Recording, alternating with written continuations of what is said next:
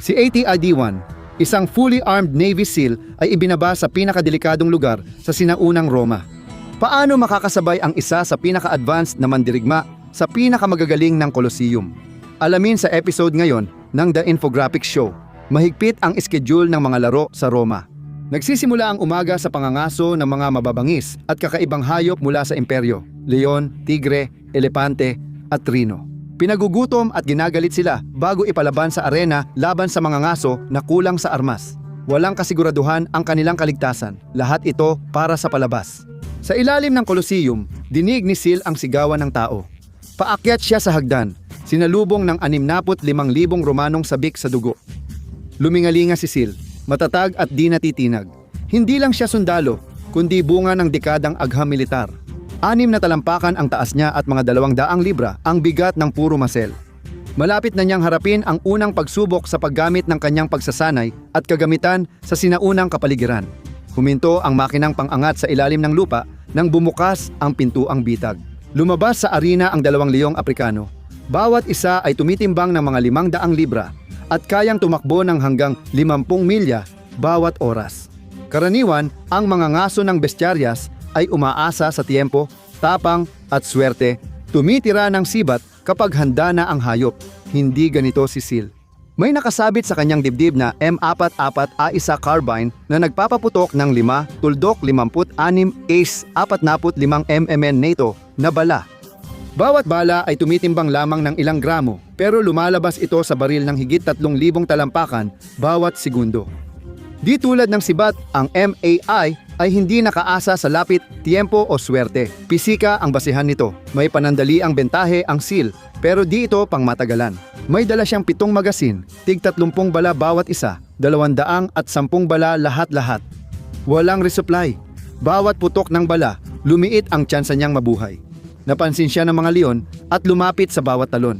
Lumuhod ang Sil, inasinta sa 50 metro at nagpaputok ng 2 sunod na bala sa unang leon, malayo pa sa abot ng pangil at kuko. Tumagos ang bala sa balat, kalamnan at buto. Winasak ang laman loob. Bumagsak agad ang leon at dumulas sa buhangin. Nag-atubili ang pangalawang leon, kaya iyon ang ikinamatay niya. Inilipat ni Sil ang pag-asinta at pinaputukan ng 3 beses sa katawan ang hayop na agad bumagsak. 5 putok, 2 mabagsik na mandaragit ang napatigil. Tahimik at gulat ang mga tao. Ang laban na dapat ilang minuto ay natapos agad sa ilang segundo. Walang pinsala si Sil. Mabilis pero kontrolado ang tibok ng puso. Ngunit may ilang bagay nang hindi pabor sa kanya. Naka-level 4 ballistic plate carrier siya na kayang humarang ng mga bala ng high velocity rifle, malayo sa kakayahan ng Roma. Ang ceramic plates at Kevlar helmet ay ginagawa siyang immune sa mga patalim, palaso at kagat ng hayop kung sa protektadong bahagi tatama. Pero mabigat ang armor at tirik ang araw ng Roma sa kanya. Ang sahig ng arena ay madalas lumalagpas sa 90 degrees Fahrenheit. Walang lilim, walang simoy ng hangin, at walang paraan para tanggalin ang gamit ng hindi nagiging vulnerable. Patay na ang mga leon, pero may kapalit ito. Natitirang bala, 105. Pisikal na kondisyon, walang pinsala. Ang mga sandata ng Sil ay gumagana ng maayos, pero ang oras, init at limitadong bala ay mga salik na makakaapekto sa bawat laban. Ang unang engkwentro ang nagtakda ng pattern laban sa nag-iisang banta. Malakas ang teknolohiya at pagsasanay ng Sil. Hindi tanong kung kaya niyang manalo, kundi kung gaano siya katagal mananatiling nangunguna. Kapag dumarami ang hamon at wala ng pahinga, ang tanghali sa Colosseum ay para sa pagbitay ng mga kriminal. Hindi sanay lumaban ang mga lalaking ito. Bilanggo, tumakas sa tungkulin at kaaway ng estado. Pinilit silang lumaban sa arena na kakaunti ang sandata laban sa selyo. Unang beses niyang sasabak sa laban ng tao sa tao na mahalaga ang bilang. 10 lalaki ang papasok sa arena na may kalawangin na espada, pamalo at simpleng kalasag at walang suot na baluti. Hindi sila banta isa-isa pero iba kapag sama-sama. Sa masisikip na lugar, malaking pagkakamali ang mapaligiran at alam ito ng selyo. Imbes na manatili, umatras siya sa pader ng arena para mabawasan ang direksyon ng atake. Kaya pumwesto ang mga lalaki sa 180 degree arko sa harap niya. Naka-semi-automatic pa rin ang kanyang sandata. Mas mabilis nga kung full auto, pero sayang lang ang bala kung bara-bara. Hindi siya nagpapasikat, kundi para mabuhay. Habang papalapit ang mga lalaki sa loob ng 100 talampakan, bumagal sila at naging maingat. Tumahol ang Celyo ng sunod-sunod. Alam niyang hindi siya maintindihan ng mga ito, pero hindi iyon ang mahalaga. Mahalaga ay ipakita niyang siya ang dominante. Siya ang may kontrol dito. Nagkatinginan ng nag-aalala ang ilang lalaki, ang iba'y nagpatuloy. Dahil sa takot sa emperador, sumugod sila at hinarap ang Celyo. Tinututok niya sa dibdib at ulo ng mga umaatake, kung saan mahina ang walang baluti. Maingat at sinadya bawat pagkalabit ng gatilyo. Hindi kaya ng kahoy na kalasag ang mabilis na bala ng rifle. Tumatagos ito, binabasag ang kahoy at buto, kaya agad bumagsak ang mga nauunang umaatake. Napatigil ang mga lalaki, di alam ang gagawin, pero nakatutok pa rin ang seal. Patuloy siyang nagpapaputok, inaalis ang banta. Tumagal ng wala pang 15 segundo ang engkwentro. 25 bala ng rifle ang nagamit. Epektibo pero hindi makabago. Mas marami siyang nagamit na bala laban sa hindi sanay na kalaban kaysa noong pinabagsak ang 2 leon. Pisikal, ayos lang, pero ramdam na ang adrenaline. Naiipon ang init at pawis sa plate carrier dahil sa armor. Mas bumigat ang kanyang paghinga. Uminom siya mula sa hydration bladder. Alam niyang kaunti lang ang tubig niya. Ammunition, 180 bala. Kondisyon, walang sugat pero tumataas ang stress sa init. Sa pagtatapos ng labanan sa tanghali, nauunawaan ng mga Romano ang laki ng problema nila. Hindi sapat ang biglaang pagsugod sa dayuhan at hindi siya madadaig sa takot.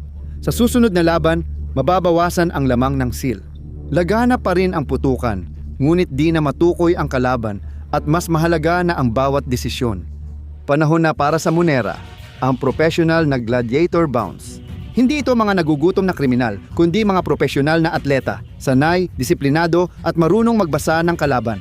2 gladiator ang papasok, Murmilo at Retiarius. Ang Murmilo ay heavyweight na mandirigma na may malaking skutom na kalasag at maikling espada na nagbibigay presyon at proteksyon. Magaan at mabilis ang Retiarius. May lambat at trident. Magkasama silang nagtutulungan bilang koponan, naghahanap ng pagkakataon. Binabalaan sila ng Celyo tungkol sa Retiarius bilang pangunahing banta. Kapag napulupot ang lambat sa baril o baluti niya, agad siyang mapapahamak. Hindi niya pwedeng payagan ito. Nagpaputok siya ng 2 bala sa katawan ng gladiator. Napatay ang Retiarius. Agad na nalutas ang problema, ngunit may kapalit. Habang lumalapit ang Mermilo, pumutok ang Celyo sa kalasag at kakaiba na ang nangyayari. Lumilipad ang mga piraso ng kahoy, pero buo pa rin ang kalasag at lumalapit pa rin si Mermilo. Inaayos ang Celyo. Ibababa niya ang tutok sa nakalitaw na binti sa ilalim ng kalasag. Binabasag niya ang buto sa binti ng gladiator sa isang putok. Pagbagsak ng higante, lumitaw ang ulo at pinaputukan niya ito ng 2 kontroladong putok. Malinaw ang kinalabasan, pero malinaw din ang aral. Kapag sanay ang kalaban, mas maraming bala ang magagamit at mas mahirap pa ang susunod na grupo. 3 bagong gladiator, Triax, Hoplomachus at Provocator, ang pumasok sa arena. Iba-iba ang kanilang armor at lahat ay bihasa. Walang sumugod, maingat silang naglalayo at pinag-aaralan ang mga galaw. Sa halip, naghiwa-hiwalay sila. Napipilitan tuloy ang Celyo na umiikot ng tuloy-tuloy. Sinusundan ang maraming gumagalaw na banta ng sabay-sabay. Ngayon, ang arena ay laban na sa kanya. Unang tinalo niya ang Traex na pinakamagaan ang armor. Alam ng Celyo na bawat patay ay katumbas ng ilang rounds. Ang natitirang gladiator ay mas protektado at nagsimulang sumugod. Sa puntong ito, nagdesisyon ang Celyo na gumamit ng fragmentation grenade na nagdulot ng matinding pagkawasak. Bumaon ang shrapnel sa armor ng Hoplomachus, pinunit at nadurog siya. Kahit may chainmail ang Provocator, malakas pa rin ang epekto ng pagsabog at napalipad siya. Pinunit ng shrapnel ang laman. Wala na ang banta, pero nawala rin ang makapangyarihang gamit ng Celyo. Nagdulot ng bagong problema ang pagsabog na puno ng bato at alikabok ang hangin. Bumaba ang visibility. Nagulo ang Celyo sa lakas ng pagsabog at tinamaan ng debris ang exposed niyang balat na nagdulot ng sakit at pasa. Ammunisyon, 150 bala ang natitira. Pisikal na kalagayan, bahagyang mga sugat. Bumababa na ang antas ng enerhiya. Sa gitna ng pagsabog, tinamaan ng bato ang braso ni Celyo. Malalim ang pasa at posibleng may maliit na bali na pangiwi siya sa sakit. Matindi ang init, labis siyang pinagpapawisan at lumalabo ang paningin niya dahil sa dehydration. Sa bawat laban, nauubos ang bala at lakas ng Celyo ngunit hindi sumusuko si Roma. Sa hapon, ang inaasahang palabas ay nauwi sa masaker. Pero wala nang oras ang Celyo para magtipon muli. Bumukas ang malalaking tarangkahan sa dulo ng arena at pumasok ang isang hanay ng mga legionnaire sa lugar ng labanan. Hindi sila gladiator, kundi bihasang sundalong sanay sa laban bilang unit. May dalang kalasag, maikling espada at mabigat na sibat ang bawat isa para tumagos sa baluti at sirain ang pormasyon. Sa gilid nila, may dalawang karwaheng pandigma na may mamamana. Hindi na duwelo ito kundi digmaan. Imbes na manatili sa gitna, lumipat ang selyo sa natumbang katawan at kalat bilang pansamantalang panangga. Walang matibay na masisilungan. Kahit maliit na harang ay nakakaputol ng paningin at napipilitang magbago ng taktika ang mga mamamana. Masiksik ang pormasyon ng mga ledyonaryo. Ang magkakapatong nakalasag ay nakalalamang laban sa Romanong baluti na gawa sa kahoy at tanso. Humina ang epekto kaya ginamit ni Sil ang underbarrel grenade launcher at pinaputok ang 40 mm bala sa gitna ng mga kalaban. Ang pagsabog ay sumira sa kanilang pormasyon. Agad na pinatigil o nasugatan ang 8 lalaki. Habang nagkakagulo ang mga natirang kalaban, lumipat si Sil sa full auto at pinatumba ang mga target gamit ang rifle habang nagtatangkang magtipon muli ang mga sundalo. Epektibo ito, ngunit magastos. Mabilis niyang inuubos ang bala at madalas magpalit ng magasin. Mabigat ang paghinga niya, pawisan at pinapabigat ng gamit. Nag-aayos na rin ang mga mamamana. Tinamaan siya ng palaso sa dibdib. Kinaya ng baluti pero nawalan siya ng hangin sa baga. Isa pang palaso ang dumulas sa pagitan ng baluti, tumama sa kalamnan sa kanyang hita at kumalat ang sakit sa buong katawan niya. Napakainit ng sugat. Nagmadali si Sil kunin ang medical kit. Nilagyan ng panali ang sugat at napigilan ang pagdurugo. Pero kapalit nito, nanghina siya at nahirapan gumalaw. Unang beses naging target si Sil. Imbes na sundalo, mamamana ang pinaputukan niya. Nawala na ang banta mula sa malayo, pero dahil sa pagkaantala, nakalapit ang natitirang mga legionnaire. Iba na ang laban na ito. Sumalpok sa kanya ang mga kalasag, humahampas ang mga espada sa baluti at dumudulas sa mga ceramic plate. Pinoprotektahan siya ng ballistic armor niya laban sa nakamamatay na pinsala, pero hindi nito napipigilan ang blunt force trauma. Bawat tama ay nagpapahina at nawawala siya sa balanse. Malapitang bumaril ang Sil at pinaikot ang rifle. Hindi siya tumigil hanggang walang banta. Tumahimik ang Coliseum. Nakatayo pa rin ang Sil pero halos hindi na. Natitirang bala, 50 bala ng rifle, 2 magasin ng baril at isang 40 mm na bala. Kasalukuyang kondisyon, katamtamang pagdurugo, hirap gumalaw, matinding pagod. Ipinakita ng huling laban ang kahinaan ng Sil sa organisadong puwersa. May limitasyon din ang makabagong sandata. Kapag bumukas ulit ang mga tarangkahan, ang Sil ay hindi na isang elite na makina ng pakikidigma. Isa na lang siyang nag-iisang sundalo na may limitadong kagamitan. Halos ubos na ang bala ng rifle niya. Duguan ang binti at ramdam niya ang matinding pagod. Ang kalamangan sa mga naunang laban ay mabilis nang nawawala. Pumasok sa arena ang mga elite na mandirigma, hindi dahil sa gilas, kundi sa karanasan. Mabibigat ang baluti, magkakakampi at matiyaga sila. Hindi sila nagmamadali, nagkakahiwa-hiwalay sila. Kaya di makapag-focus ang Sil sa isang target. Sunod-sunod na pila ang pinakawala ng mga sundalo. Mabibigat na sibat na pantagos baluti at nagpapabigat ng kalasag. Sumisid ang Sil pero mabagal siya. Tinamaan siya ng sibat sa tagiliran na basag ang tadyang sa likod ng vest. Pinaputok ng Sil ang replay, tumatama sa mga kalasag at baluti. Napatumba niya ang 2 umaatake. Pero sa proseso ay nagamit na niya ang huling bala niya. Wala nang silbi ang replay, kaya itinapon niya ito sa tabi. Ito na ang oras na gagamitin niya ang Sig Sauer P20 na baril. Nagpapaputok ng 9 mm na bala, hindi rifle. Mas mabagal at maikli ang abot, hindi rin gaanong epektibo sa armor, pero nakamamatay pa rin sa malapitan. Tinatarget ng Sil ang leeg, muka at butas sa armor gamit ang baril. 2 Romano pa ang napatumba niya, pero mataas ang panganib. Bawat putok at patay, lalo siyang nalalapit sa espada, hampas, suntok at kalasag na tumatama sa katawan.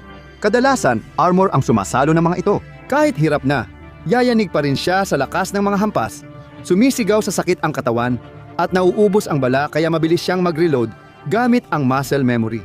Basa ng pawis at dugo ang kamay niya. Mabilis naubos ang ikalawang magasin. Nang mag-lockback ang baril, wala nang oras mag-reload. Kinuha niya ang kutsilyo at nagbago ang sitwasyon.